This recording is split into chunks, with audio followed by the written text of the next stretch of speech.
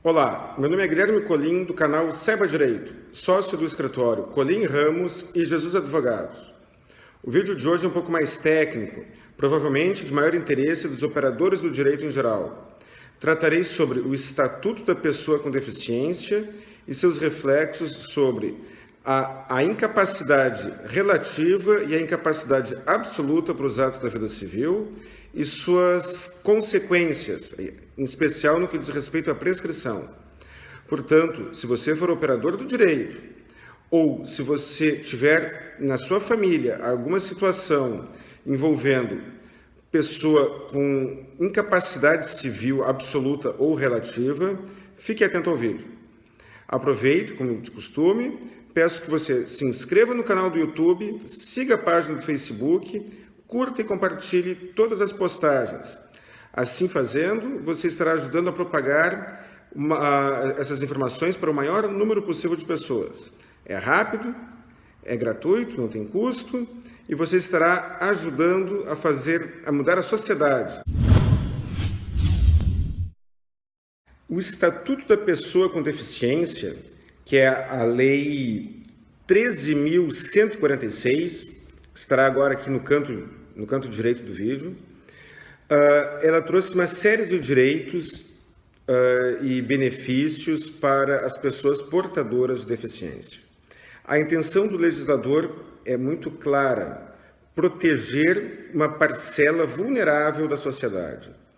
Porém, houve alguns erros técnicos por parte do próprio legislador.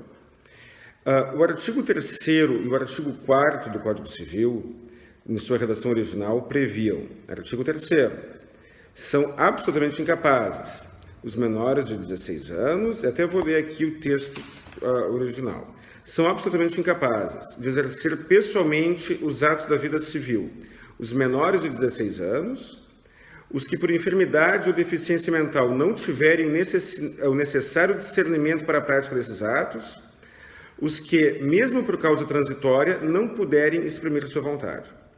Esta era a redação antiga.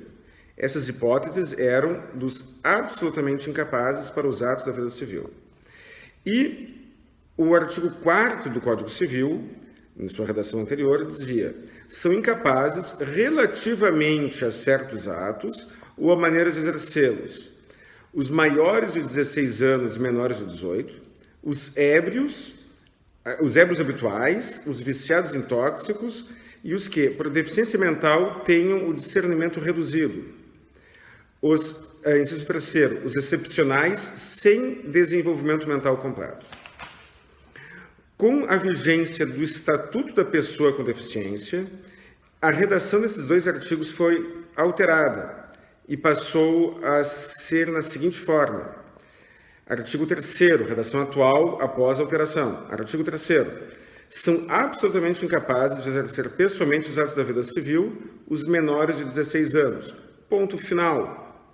E lá no artigo 4º, são incapazes relativamente a certos atos ou a maneira de exercer os maiores de 16 e menores de 18, esta parte é igual, este inciso é igual ao texto anterior, os ébrios habituais e os viciados em tóxico, aqueles que por causa transitória ou permanente não puderem exprimir sua vontade, os pródigos, e lá no parágrafo único, a capacidade dos indígenas será regulada por legislação especial. O que acontece? Imaginemos, por exemplo, uma situação muito comum: uma pessoa com mais de 16, um adulto com mais de 18 anos de idade, sofre um AVC, desenvolve mal de Alzheimer, tem um acidente qualquer, por alguma razão qualquer, ele fica hospitalizado e fica em coma, em estado de coma, por exemplo. Se for aplicada a letra da lei tal qual ela está escrita, uma pessoa em estado de coma seria relativamente incapaz para os atos da vida civil. Ela não seria absolutamente incapaz, seria relativamente incapaz. Isso significa, por exemplo, que, de acordo com o artigo 198, inciso 1º do Código Civil, contra ela correria os prazos de prescrição em geral. Imaginando um caso concreto: uma pessoa sofre um AVC e fica em coma durante 60 dias. Contra ela, segundo o texto legal, estará correndo os prazos de prescrição normalmente. As regras do Código de Processo Civil, que protegem os absolutamente incapazes, não seriam aplicáveis a ela. Imaginemos, por exemplo, a situação de uma pessoa com Alzheimer, em estágio avançado, com Parkinson, em estágio avançado, com o AVC, como eu falei agora, e que teve uma paralisia cerebral. Qualquer situação em que uma pessoa esteja sem condições de expressar a sua vontade ou sem nenhuma condição de discernimento. Conforme o Código de Processo Civil, caso o herdeiro seja incapaz, e não estou falando do herdeiro desta pessoa em si, estou falando a linha geral, artigo 610, se eu não me engano, artigo 610 do Código de Processo Civil, diz: havendo testamento ou interessado incapaz, proceder-se-á ao inventário judicial. Ou seja, é possível, segundo o texto legal, a realização do inventário extrajudicial, mesmo quando o herdeiro for relativamente incapaz, o que inclui as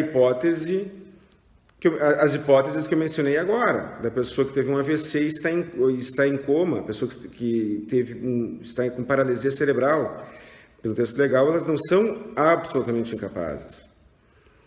Pois bem, o Poder Judiciário não tem entendimento pacífico, pelo menos não tem ainda entendimento pacífico sobre o tema, mas o Tribunal de Justiça do Rio Grande do Sul e o Tribunal Regional Federal da 4ª Região já possuem alguns precedentes, e eu estarei colocando aqui na tela o número de alguns julgados, já possuem alguns precedentes em que reconhecem a proteção prevista aos absolutamente incapazes, mesmo para os maiores de 16 anos, que, por alguma circunstância pessoal, estejam sem condições de expressar a sua vontade, sem condições de exercer o correto discernimento para os atos da sua vida civil. Eu encontrei decisões, em especial lá da Justiça Federal da 3ª Região, do Tribunal Regional da 3ª Região, condicionando esta proteção à prévia interdição judicial. O texto da lei não exige a interdição judicial para o reconhecimento da incapacidade civil. O texto da lei antiga não exigia isso.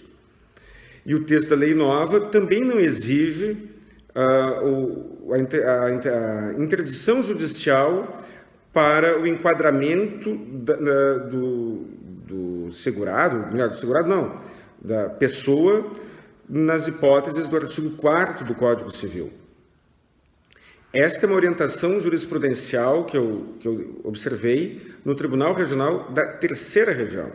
No entanto, o STJ tem vários precedentes dizendo que a interdição judicial não é condição para o reconhecimento das condições de vulnerabilidade, seja para enquadramento na condição de absolutamente incapaz, seja na de relativamente incapaz. A relativização, a interpretação dos artigos 3 e 4 do Código Civil é uma. A discussão sobre a necessidade da interdição judicial é outra. Com devido respeito ao Tribunal Regional da 3ª Região, eu concordo muito mais com a orientação do Tribunal Regional da 4ª Região, do Tribunal de Justiça do Rio Grande do Sul e do STJ sobre isso. Então, para os advogados, caso você se depare com uma situação em que seu cliente apresenta as condições previstas na antiga redação do artigo 3º do Código Civil, na antiga redação do Código 3º, e precise discutir, por exemplo, prescrição Estou mandando aqui nos comentários, estou deixando aqui na edição do vídeo o número de alguns precedentes e me coloco à disposição para mandar material e ajudar qualquer colega que solicite no sentido de apontar a possibilidade de, apesar do texto da lei atual, buscar a proteção prevista pelo texto antigo. O que acontece? Não faz o menor sentido uma lei que visa proteger acabar por prejudicar. O Código de Defesa do Consumidor veio para proteger o consumidor pela sua condição de vulnerabilidade. O Estatuto do Idoso, a mesma coisa, o Estatuto da Criança e do Adolescente, a mesma coisa, e o Estatuto da Pessoa com Deficiência, a mesmíssima coisa. Portanto, quando se detecta que uma lei com viés social, por alguma falha de redação, algum descuido do legislador, acabou por trazer algum prejuízo justamente às pessoas a quem se pretendia proteger, a interpretação deve ser relativizada. O tema é novo, ainda há muito que se debater sobre o assunto. Mas cabe a nós, operadores do direito, estudiosos, refletirmos sobre tal matéria e não nos conformarmos com a mera interpretação literal do texto da lei. Pois bem, se você tiver alguma dúvida, alguma sugestão, deixe nos comentários. Repito, estou à disposição para qualquer colega do Brasil inteiro que precise de algum suporte, algum material sobre o tema. Será um prazer ajudar. Até o próximo vídeo.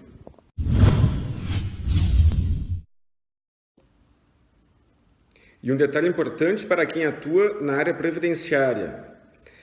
A discussão sobre a incapacidade absoluta ou relativa pode municiar o operador do direito numa eventual discussão sobre os efeitos retroativos do benefício previdenciário pretendido. Trata-se da retroação da DIB, retroação da data do início do benefício, que, via de regra, se inicia, no mínimo, na DER, na data da entrada do requerimento. Porém, é possível, pelo menos, tentar buscar os efeitos retroativos para a data anterior ao requerimento extrajudicial formulado junto ao INSS.